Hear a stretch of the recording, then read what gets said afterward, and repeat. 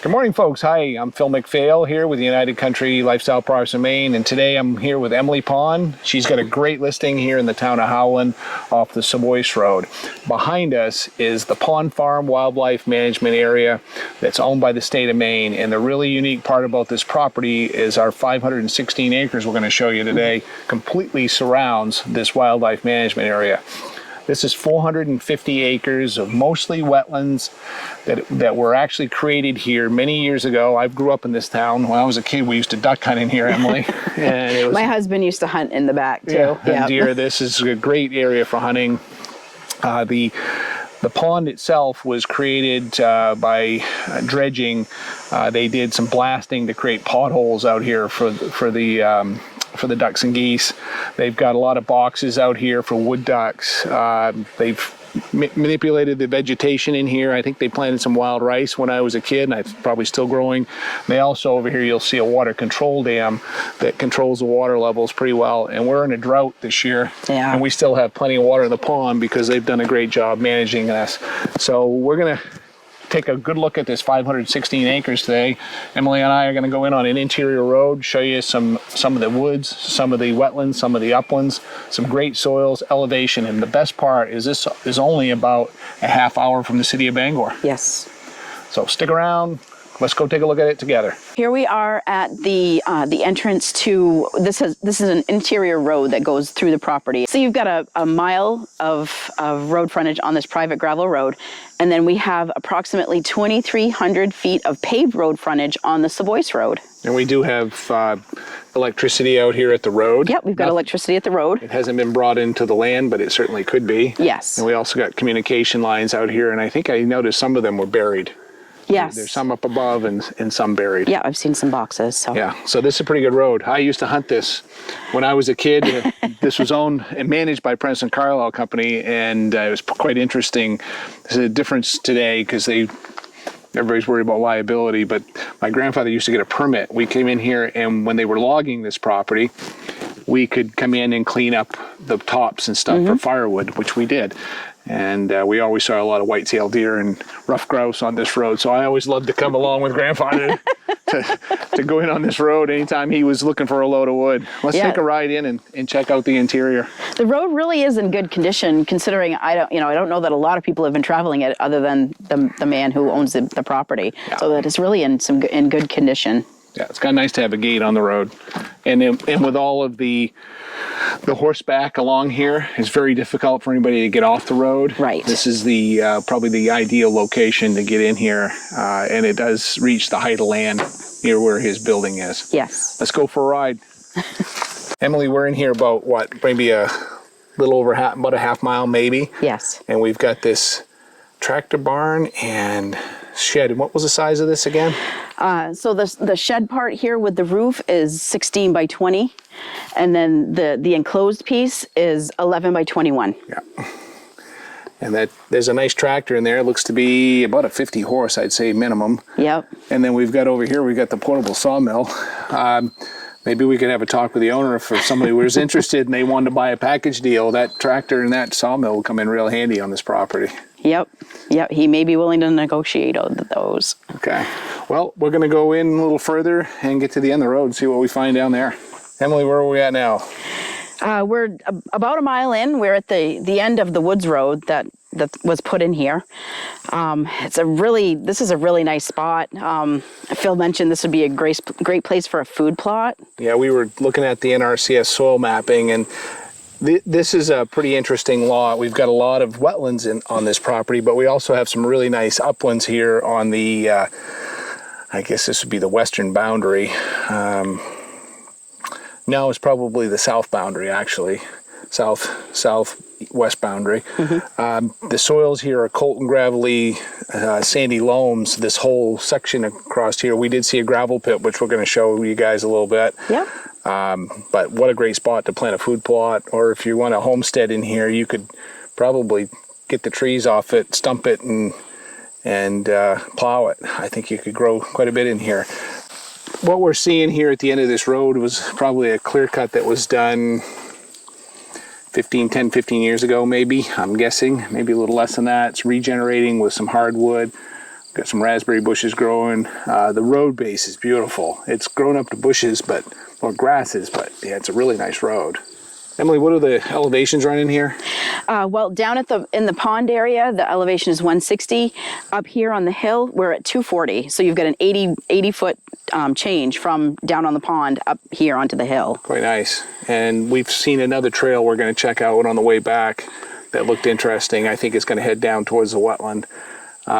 Yeah, let's go do that next. Okay. So now we're in here about halfway in on this road, and there's this nice, you could drive a Jeep on it, no problem. We're going to walk it because I've got a rental vehicle I don't want to scratch all up while they're putting the new engine in my Toyota Tundra. And if you own a Toyota Tundra and you get a recall, let me know how it's going out. Dropped mine off yesterday. So we're heading in on this road, which is kind of going a little northeast. Good gravel base, and that was part of the soils that we saw, right, Emily? Yes. And people are probably wondering, where's Howland, Maine? So we're what? We're 4.5 miles from Howland? Yep. Hey, Emily, what can we find in Howland? Well, Howland's got a couple of stores and a gas station, and it does have one store that's basically like a grocery store, and they also sell prepared foods. You've got a restaurant down by the interstate, the 95 Diner. And that's where you also find your gas. Yes. Gas station. So yep. That's all less than 6 miles from here. And I-95 access is right there just beyond the 95 or so. Getting here is really easy. We're 16 miles from the town of Lincoln, which is the closest hospital. We got doctor's offices there, professional services, a couple big grocery stores, Walmart, building supplies. And then city of Bangor is 38 miles? Yes. What's in Bangor? And then in Bangor, you're going to find there's like a lot more medical facilities, and then you've got your bigger stores, your Home Depot, your Lowe's. You've got some entertainment down there with a waterfront concert series. Yeah, that's great. If you've never been to the waterfront concert series, that's a really nice venue, isn't it? Yes, it is. If you've been there, and share that in the comments. All right. City of Portland is about 160, 70 miles from here. Mm-hmm. About 2 hours and 40 minutes, 2 hours and 30 minutes. Maine's largest city, and then Boston is about 4 hours and 20-minute drive right from this property. While we're walking through here, Emily, I grew up in this town, so I know this country. We had a camp on South Branch Lake, which is 6.5 miles from here. The public boat landing on South Branch. South Branch is over 2,000 acres, 28 feet deep, trophy smallmouth bass water. When I was a kid, the Red Sox that played in the World Series were up here. Carlton Fisk, Carl Yastrzemski, Jim Rice, they come up here hunting and fishing. When I was a kid, my sister actually tagged Carlton Fisk deer at my grandparents' store in the town of Howland. Yep, so, Old Sirico store. Old Sirico store, yeah. It's got a lot of history here. And so that lake is right up the road. You can bring your boat, be there in 10 minutes, launch into that beautiful lake. Very little development on it. I think there's probably 40 camps on the entire lake. Most of it's owned by the Penobscot Indian Nation. We're back here, on this boundary line, right, Emily? Yep. So the land's behind you. This field here, we believe probably the state of Maine created it as part of the wildlife management area. Right. Right. And what did I just tell you? We figured this was 2 acres? About 2 acres. Yep. 2 acres of some grassland out here in the middle of the woods. This property completely surrounds this wildlife management area. So even though you don't own this, the only way to get in here is through that gate. Right. So kind of a nice extra 450 acres in the middle of your property that you don't have exclusive rights to, but you certainly have more practical use of it than anybody else will have. Yes. It's pretty cool. All right. The other thing I want to tell you guys about, I was telling Emily earlier, we've got a lot of this soil in here that's either really good or it's peat bog. And we've got a peat bog off to our north and west. And that peat bog is going to be something you couldn't traverse by foot. There is an esker of land, and you'll see it on the aerial photo. We'll mark it for you here on the screen so you can see it. But you can see where there's like a land bridge between the pond farm and that cranberry or peat bog out back.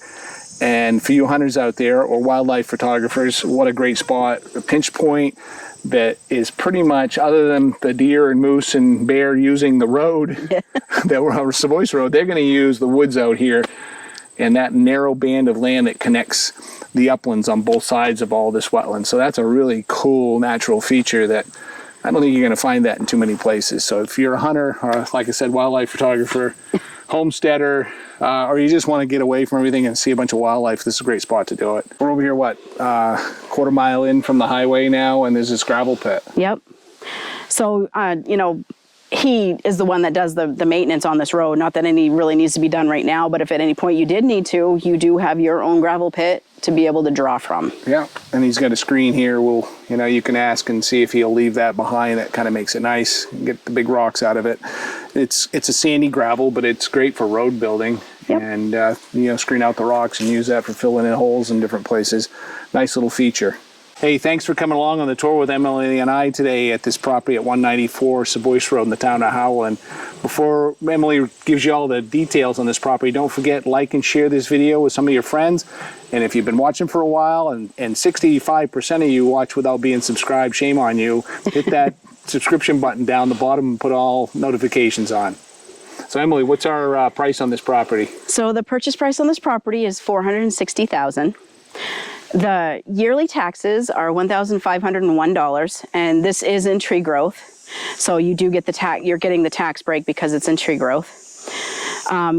As we mentioned before, there's about 2,300 feet of paved road frontage for this property, and then you've got about a mile's worth of gravel road in here. Thank you for joining us today out at 194 Seboeis Road. If you'd like some more information on this property, please give me a call at 207-794-4152.